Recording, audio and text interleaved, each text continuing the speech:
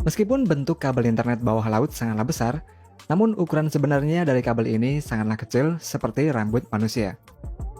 Kabel bawah laut dilapisi dengan berbagai lapisan untuk melindungi dari kerusakan luar seperti gempa bumi, tekanan air laut, dan sebagainya. Berikut ini adalah proses singkat pembuatan kabel internet bawah laut.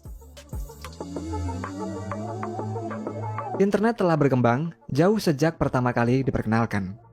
Pada awalnya, internet hanya dapat diakses oleh segelintir orang yang memiliki pengetahuan serta peralatan untuk online.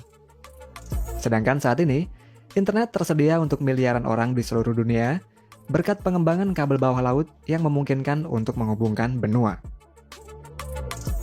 Sekitar 97% komunikasi data antar negara dilakukan melalui sistem komunikasi kabel laut.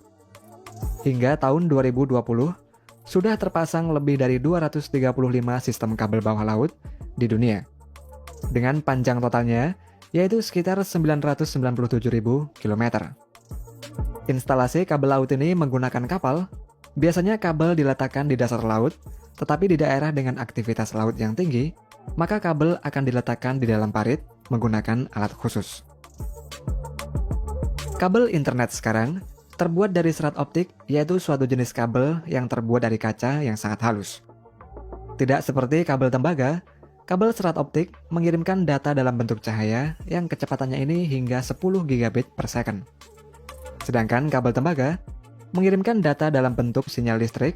Rata-rata koneksi internet berbasis tembaga memberikan kecepatan hingga 300 megabit per second. Untuk membuat kabel fiber optik, produsen akan menyiapkan bahannya, yaitu solid glass rod atau disebut dengan preform yang terbuat dari glass tube. Preform dibuat dengan suatu proses kimia yang disebut dengan Modified Chemical Vapor Deposition yang disingkat MCVD. Ujung glass tube dipasang pada mesin lathe atau mesin bubut khusus. Dalam proses ini, 2 buah glass tube akan dipasang pada mesin lathe. Nantinya, kedua glass tube akan diputar oleh mesin bubut, kemudian dipanaskan dengan obor yang berasal dari hidrogen serta oksigen. Dengan pemanasan tersebut, kedua ujung glass tube berubah menjadi putih yang menandakan suhunya ini telah mencapai 2000 derajat Celcius. Lalu, kedua glass tube akan menjadi satu. Dalam proses MCVD ini, bahan kimia juga akan dimasukkan, dan dengan suhu yang sangat panas, bahan kimia tersebut akan membentuk lapisan di dalamnya.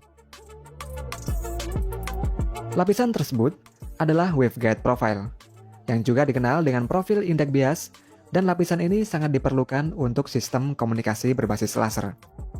Nantinya lapisan tersebut akan melebur menjadi kaca yang merupakan inti dari kabel fiber optik.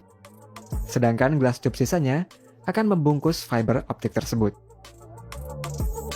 Setelah menjadi preform, preform kemudian akan dipotong menggunakan obor sampai terpisah menjadi 2 bagian. Selanjutnya, preform yang sudah dipotong kemudian dikonversi menjadi serat optik yang prosesnya ini disebut dengan fiber drop. Preform dimasukkan ke dalam graphite furnace, lalu dipanaskan dengan suhu 2000 derajat Celcius untuk melunakkan ujung preform. Kemudian gaya gravitasi membuat ujung kaca preform akan turun ke bawah. Untayan kaca yang pertama kali jatuh akan dipotong. Lalu sisa potongan untayan dimasukkan ke dalam suatu rangkaian yang berfungsi untuk mengontrol diameter serat optik agar tetap stabil pada diameter 125 mikrometer. Untayan kaca dibiarkan turun ke bawah melewati ruang pendingin yang berisi air dan gas helium. Serat yang keluar dari ruang pendingin nantinya akan memiliki temperatur suhu ruangan. Kemudian, serat optik akan menuju sebuah drum untuk digulung. Namun sebelumnya, serat optik akan dilakukan pengujian untuk memastikan kualitasnya. Selanjutnya, benang serat optik ini diberi lapisan pembungkus petroleum jelly. Kemudian dimasukkan ke dalam stranding mesin untuk proses pemilinan. Beberapa benang serat optik dipilin menjadi satu untayan. Serat optik ini juga diberi lapisan lagi seperti copper tube, polikarbonat, dan lain-lain hingga menjadi kabel fiber optik yang siap dipasang di bawah laut. Kabel fiber optik yang dipasang di bawah laut memiliki ketebalan antara 7 sampai 10 cm. Meskipun kabel tersebut memiliki diameter yang besar, Namun inti dari kabel fiber optik sangatlah kecil. Bagian yang tebal merupakan lapisan-lapisan pembungkusnya. Serat fiber dilapisi dengan tali baja yang berfungsi untuk melindungi inti dari kerusakan luar, seperti gempa bumi, tekanan air laut, dan sebagainya. Selain itu, kabel fiber optik ini juga dilindungi dengan tembaga. Tembaga tersebut juga berfungsi sebagai pengalir daya yang digunakan untuk mentenagai repeater yang berbentuk seperti torpedo. Kabel fiber optik mempunyai kecepatan transmisi yang sangat tinggi dengan menggunakan pembiasan cahaya. Sumber cahaya yang digunakan biasanya adalah laser atau LED. Karena kabel bawah laut memiliki panjang sampai ribuan kilometer, maka dalam perjalanan sinyal optik, biasanya akan terjadi redaman cahaya di sepanjang kabel optik. Oleh karena itu, jika jarak transmisinya jauh, biasanya setiap 80 km akan dipasang repeater yang berfungsi untuk memperkuat gelombang cahaya. Dan repeater tersebut ditenagai melalui lapisan tembaga yang ada dalam kabel optik.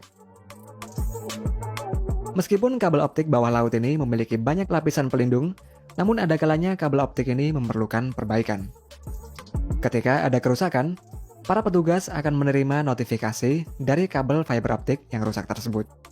Setelah itu, sebuah kapal akan menggunakan dynamic positioning system agar mempermudah melacak lokasi kabel yang rusak tersebut.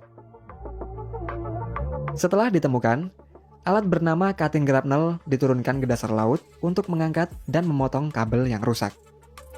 Setelah terpotong menjadi dua, kemudian holding grapnel akan diturunkan untuk mengambil potongan pertama dari kabel. Kemudian potongan kedua dari kabel nantinya juga akan diambil dan ditaruh di atas kapal untuk proses penyambungan.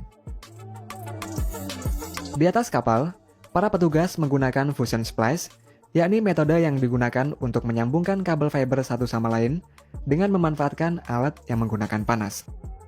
Ketika semua kabel fiber optik tersambung menjadi satu, selanjutnya kabel fiber optik akan diturunkan lagi ke dasar laut.